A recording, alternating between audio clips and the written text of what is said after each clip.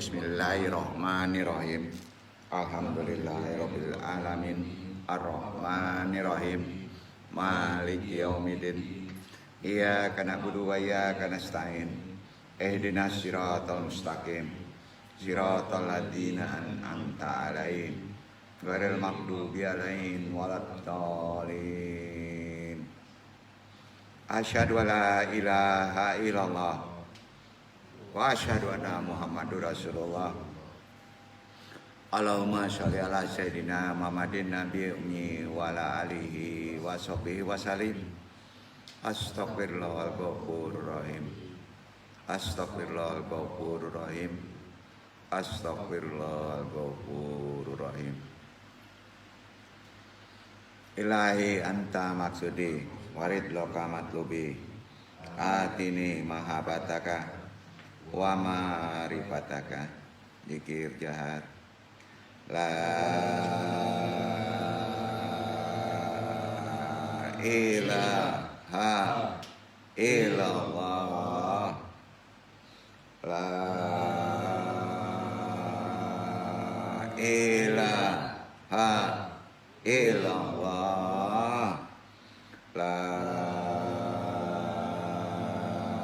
ilaha illallah la ilaha illallah Muhammadur Rasulullah. Ila hadiniya asolihi wa ila hadrati Nabi Mustafa Muhammad sallallahu alaihi wasallam. Bil barakah wal karamah Syekh Abdul Qadir waliullah bi syafaat Nabi Muhammad bi idznillah. Faridullahi ya Allah, ya Allah, ya Allah.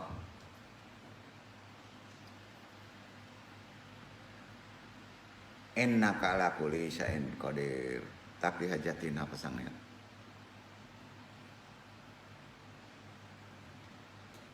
Wabil khusus ila ruhi juriyatihi wa khususan ila ruhi muslimin wal muslimat. Al-Fatihah. Bismillahirrahmanirrahim. Alhamdulillahirabbil alamin. Arrahmanirrahim. Maliki yaumiddin. Iyyaka na'budu wa iyyaka nasta'in. Ihdinas siratal mustaqim. Siratal ladzina an'amta 'alaihim ghairil maghdubi 'alaihim waladdallin. Allahumma ayyina alal islam wa amitna ala sunnah. Allahumma anta rabbi la ilaha illa anta khalaqtani wa ana abduka wa ala ahdika wa wadika mastata'tu a'udzubika min syarri ma sanatu abu laka bi ni'matika alayya wa abu dzanbi faghfirli fa innahu la yaghfiru dzunuba illa anta. Allahumma ya qadiyal hajat. Allahumma ya kafiyal muhimat. Allahumma ya dafi'al baliyat. Allahumma ya rafi'u darajat. Allahumma ya syafi'al amrad. Allahumma ya mujibad da'wat. Allahumma ya arhamar rahimin. Allahumma inna nas'aluka selamatan fidin wa afiatan fil jasadi wa ziyadatan fil ilmi wa barakatan fil rizqi wa taubatan qabla maut wa rahmatan indal maut. Allahumma hawwin 'alaina bisarakatil maut wa najatan minan nari wal afwan dal hisab. La haula wala quwata illa billahil aliyil azim. Alhamdulillahirabbil alamin. Hari ini taklim kita terkait taklim-taklim sebelumnya. Sejarah iktibar sahihnya Hamzah ya, salah satu paman Nabi.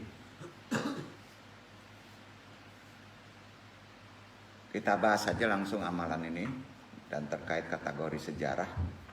Assalamualaikum warahmatullahi wabarakatuh.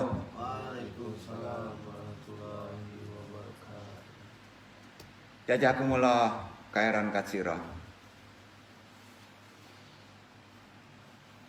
Innal hamdalillah namaduhu wa nasta'inuhu wa nastaghfiruhu wa na'udzu billahi min syururi anfusina wa min sayyiati a'malina. Man yahdihillahu fala mudhillalah wa man yudhlil fala hadiyalah. Wa asyhadu alla ilaha illallah wahdahu la syarikalah wa asyhadu anna Muhammadan abduhu wa rasuluhu nabi badah. Yawanandung ya ma'arahimakumullah. Tentunya kita sebelum taklim kita selawat, kita aturkan kepada junjungan kita, idola kita, Nabi besar Muhammad sallallahu alaihi wasallam beserta ahlul bait, pengikutnya, sahabatnya, penerusnya sampai akhirul zaman. Rabbi sari sadri wa yassir amri wahlul 'uqdatam min lisani yafqahu qawli. Ya Allah, mudah-mudahan pentalim dan yang ditalimi dilancari dalam talim ini, dan yang paling penting Allah meridhoinya. Ewanandong ya ma'ar rahimakumullah. Allah berfirman seperti biasa terkait dengan kaji ini, Quran surat Maryam ayat 33. A'udzubillahi minasyaitonirrajim. Bismillahirrahmanirrahim. Wassalamu alayya yauma ulitu wa yauma amutu wa yauma ub'atsu hayya. Kesejahteraan semoga dilimpahkan kepada kita yang membaca pada hari kelahiran kita, pada hari wafat kita, dan pada hari dibangkitkan hidup kembali.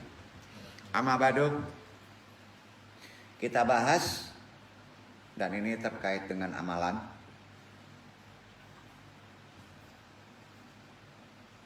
Seorang lelaki Quraisy, ada perangainya ini sangat buruk melihat telaga yang dibangun oleh pasukan muslim di Madinah. Lelaki ini bersumpah melaksanakan salah satu hal, meminum air dari telaga itu, menghancurkannya setelah meminumnya, walaupun dia terbunuh karenanya. Belum sampai dia setelah meminum untuk menghancurkannya, Hamzah menghadangnya dan langsung membunuhnya. Jadi itu salah satu awal terjadinya perang Badar. Ya. Hamzah syahid itu bukan di perang Badar. Ya. Hamzah syahid itu di perang Uhud. Ya. Karena sudah diincar, ya, oleh Wahsy, seorang budak dari Ethiopia, ya, jago tombak, ya. Atas perintah beberapa pemuka Quraisy yang pada itu dendam karena pamannya, ayahnya terbunuh oleh Hamzah waktu perang Badar. Jadi syahidnya Hamzah itu terjadi pada perang Uhud, ya, bukan perang Badar, ya. Dan Hamzah itu sampai tuntas. Jadi perang ini gantian dua perang besar ini, ya. Perang Badar muslimin muslimat menang sampai populer, tidak dianggap sepele oleh Jazirah sampai Bizantium, kekuatan militer dari pihak muslim. Tapi pada perang Uhud ada kesalahan, cangok jo rampasan perang. Cangok jo rampasan perang, nyo hantam jo pasukan Bekudo. Disitulah timbul kekalahan, ya. Kan aneh dalam perang ini, dong simpulkan kalau dikaji nanti bisa dibaca. Ada tradisi orang Arab sebelum perang itu duel dulu, Pak. Duel, udah ngadep-ngadep duel dulu, gitu. Duelnya bisa 1-1, bisa 3-3, gitu ya. Ya, beresiko duelnya ini lucu, Pak. Mati 1, ya misalnya. Tinggal 3 lawan 2 kan. 3 itu boleh saling hantam ke yang 2 itu. Jadi repot. Kalau mati 2, tinggal 1 dikeroyok sama yang 3 gitu. Jadi begitu, Pak. Nah, itu ada tradisi dari orang Quraisy, ya. Hari demi hari terus berlalu. Pada masa itu umat Islam di Madinah telah memasuki tahun kedua setelah peristiwa hijrah ke Mekah. Akibat dari pada yang disebut terisolinnya karena di Mekah kehidupannya, ya. Meski sebelumnya kaum Quraisy di Mekah sudah mendeklarasikan perang terhadap Muslim, namun sejauh ini belum terjadi perang sampai 2 tahun, terutama yang berskala besar, kecuali beberapa konfrontasi kecil di antara mereka, ya. Jadi setelah hijrah itu 2 tahun tidak ada perang. Hingga tibalah momen besar di mana pasukan Muslim dan pasukan Quraisy saling berhadapan di Badar, ya. Sebuah tempat dekat Madinah. Peristiwa ini terjadi, kita sama tahu, pada bulan Ramadan, 17 Ramadan 2 Hijriah atau 13 Maret 624 Masehi, ya. Yang dalam sejarah Islam perang ini dianggap merupakan kemenangan militer pertama bagi kaum muslim. Ya. Kemenangan Islam dalam perang tersebut benar-benar meruntuhkan dominasi orang-orang Mekah yang begitu kuat pada masa itu, sekaligus menguatkan posisi politik muslim di Madinah dan membuat orang-orang Islam menjadi salah satu komunitas yang kekuatannya diperhitungkan di Jazirah Arab. Ya, akibat perang Badar.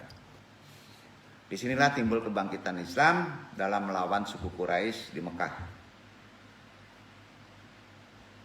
Ini perkembangan penting dalam sejarah militer, agama, dan masyarakat muslim. Karenanya perang Badar juga merupakan tanda bahwa selain sebagai nabi bagi umat Islam, pengakuannya sudah secara mujmal menyeluruh. Nabi Muhammad SAW juga merupakan panglima perang yang paling ulung pada masa itu. Tidak dianggap kecil, karena pada itu yang paling populer adalah orang-orang dari Mongol, Ethiopia, dan dari Yaman, ya, termasuk Parsi. Ya. Jadi tidak dianggap kecil lagi keunggulan dari militer dari umat muslim. Pagi-pagi sekali pasukan Quraisy turun dari balik bukit pasir ke gurun Badar. Ketika Nabi melihat mereka, beliau menengadahkan ke langit seraya berdoa, "Ya Allah, kaum Quraisy telah bangkit dengan bangga sombong untuk memerangi dan menyangkal Nabi-Mu, ya Allah. Kirimkanlah bantuan kekuatan kepada kami yang telah Engkau janjikan kepadaku dan hancurkanlah mereka hari ini." Ya. Dan Nabi berdoa setelah melihat kaum Quraisy turun dari bukit Badar. Sementara itu dari sisi musuh, Abu Jahal yang bertindak sebagai jenderal juga kepala perang pada kaum Quraisy, itu Abu Jahal berdoa juga, Pak. Berdoa juga. Silakan pilih doanya nih ya. Jadi kaum muslim silakan pilih, Pak. Doanya gini. Ya Allah, pada hari ini hancurkanlah kelompok itu muslim yang berusaha memutuskan hubungan keibuan, kekerabatan. Ya. Dan mempercayai perilaku yang salah. Jadi anggapan Abu Jahal ini memutus silaturahmi, sifat keibuan, itu dianggap yang salah. Betul sebetulnya ya. Wahai Allah, hari ini bantulah kelompok kami Quraisy yang begitu Engkau cintai. Doanya enak-enak dua-duanya, Pak. Nggak bisa disalahin doa yang kedua itu, ya. Itu Abu Jahal. Jadi dengan begitu Abu Jahal itu juga beragama, ya. Tapi musyrik, ya. Tapi tidak bisa disebut muslim karena dia tidak bersyahadat. Itu aja, ya. Pasukan Quraisy memiliki kekuatan tempur sebanyak sekitar 1.300 orang. Sementara kaum muslim hanya memiliki 313 sampai 317 orang, termasuk seorang Yahudi yang ikut perang. Ya, ada orang Yahudi ikut perang kepada kaum muslim.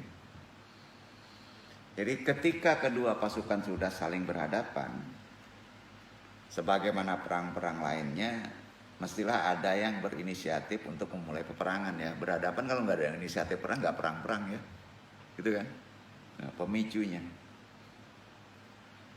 Orang itu muncul dari sisi pasukan Quraisy. Ya. Dia bernama Al-Ashwal bin Abdul Asyad Al-Makhzumi. Ya. Dari Quraisy. Seorang laki-laki yang perangannya kasar dan berperilaku sangat buruk ketika melihat telaga air yang dibangun pasukan muslim itu dekat telaga. Dia bersumpah untuk melaksanakan salah satu dari 3 hal. Dia ingin bersumpah itu meminum air dari telaga, setelah meminum menghancurkannya telaga itu, atau terbunuh karenanya kalau tidak bisa meminum. Ya. Dia berkata, aku berjanji kepada Allah, aku pasti minum dari air telaga mereka. Karena pada masa itu air itu sangat penting, ya, sangat penting. Atau aku akan menghancurkannya, atau aku akan mati karenanya.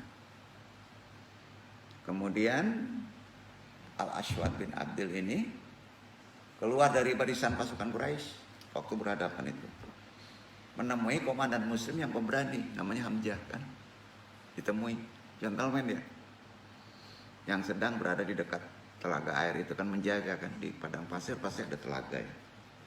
Timbullah pertarungan di antara mereka. Hamzah menebasnya sehingga setengah betis kakinya putus. Padahal dia belum mencapai telaga. Dan dia pun terjengkang, tapi sempat minum. Kakinya mengucurkan darah yang menyembur ke arah padang pasir dan menuju kepada kawanan. Kemudian dia tetap merangkak menuju telaga hingga masuk ke dalamnya. Dia ingin memenuhi sumpahnya tetap. Tetapi Hamzah terus mengikutinya dan mengakhirnya membunuhnya di dalam telaga. Itu pemicu awal perang Badar.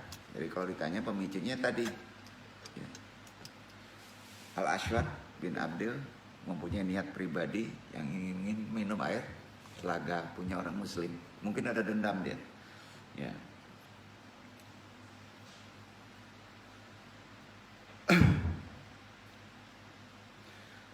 Insiden ini yang menyebabkan pemicu pertempuran menjadi tak terelakkan. Ya. Padahal waktu berhadapan itu kan begini Pak ya. Perang Badar itu banyak bersaudara loh, antara dua belah pihak. Yang satu kan hijrah pergi ya, Bacaka sekampung sebetulnya awalnya. Bacaka Badun, seanak sasuku, iya kan? Jadi ini masih nego. Baden ke padang agak-agak gitu kan, gitu, ya.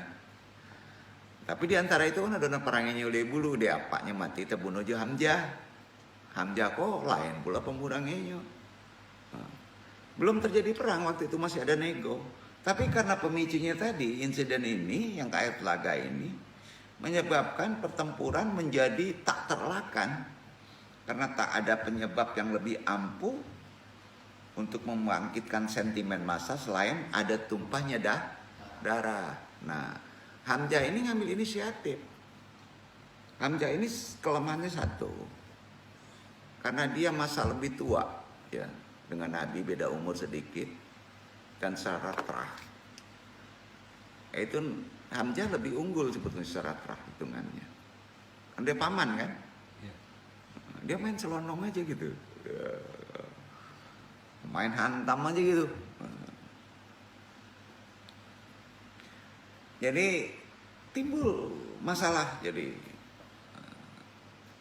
beberapa orang hatinya yang sedang dendam akibat ada pertumpahan darah menjadi dalih bertarung. Jadi adat tradisi Arab itu kalau tidak ada darah keluar tidak akan perang Pak. Kita mungkin agak aneh ya adat itu ya. Nah, dan sekarang dalih inilah yang terbaik bagi mereka untuk bertempur. Ya.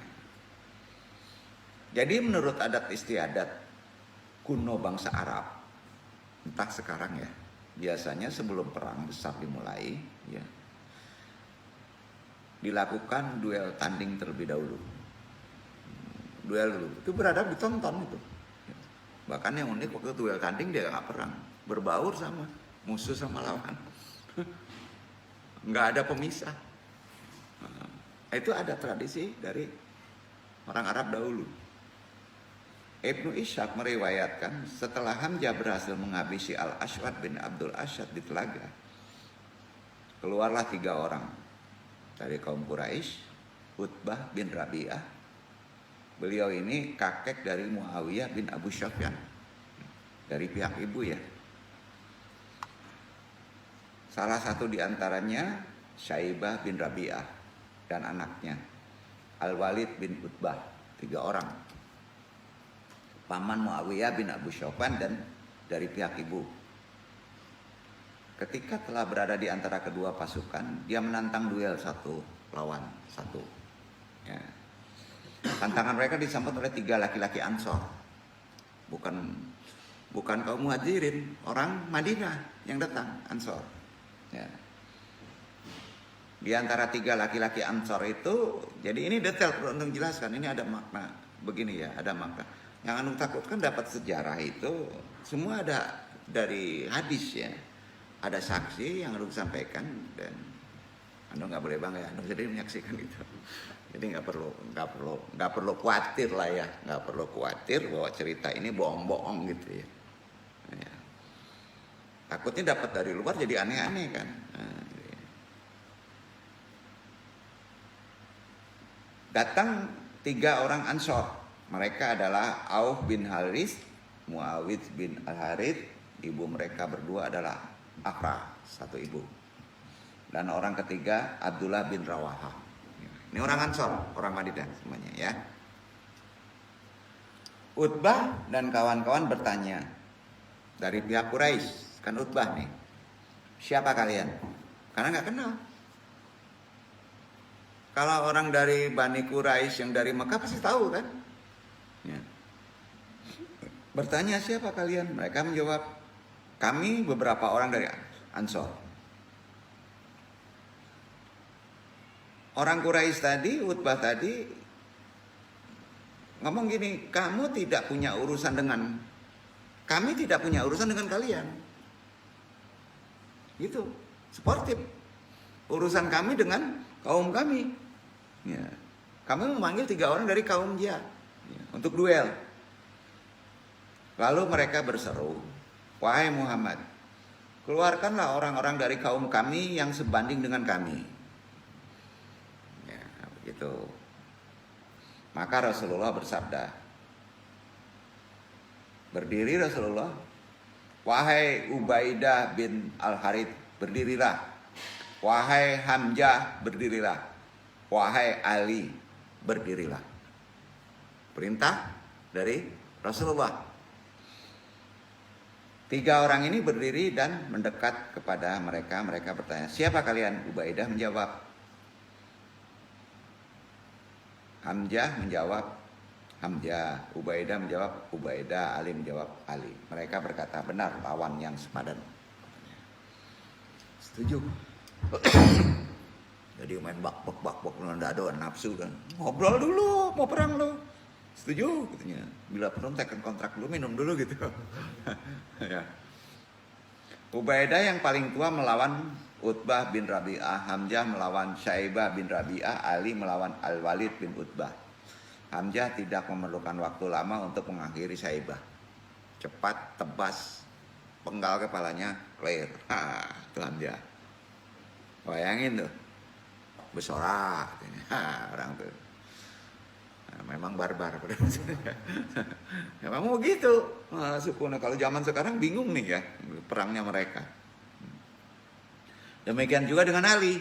Ali jago. Tidak membutuhkan waktu lama untuk menyudahi Al-Walid.